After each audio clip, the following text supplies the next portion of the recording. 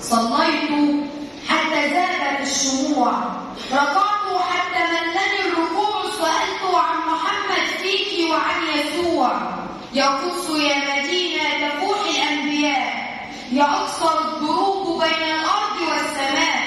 يا قدس يا منارة الشرائع، يا طفلة جميلة محروقة الأصابع. حزينة عيناك يا مدينة البتول، يا واحة ظليلة مر بها الرسول.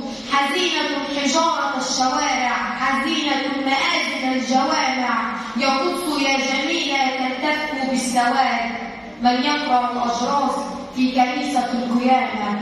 صبيحة الأحاد، من يحمل الألعاب للأولاد في ليلة الميلاد. يا قدس يا مدينة الأحزان، يا دمعة كبيرة تجول في الأشفان. من يوقف الحجارة يا بلدي، من يوقف العدوان يا بلدي. عليك يا لؤلؤة الأديان، من يغسل الدماء عن حجارة الجدران. من ينقذ الإنجيل، من ينقذ القرآن.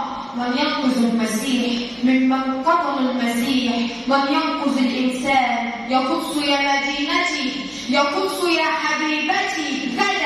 غدا سيظهر الليمون، وتفرح السنابل الخضراء والزيتون، وتضحك العيون، وترجع الحمائم المهاجرة إلى الصفوف الطاهرة، ويرجع الأطفال يلعبون، ويلتقي الآباء والبنون على رباط الظاهرة. يا بلدي يا بلدي السلام والزيتون. دلوقتي يا جماعة ما خلصناش احنا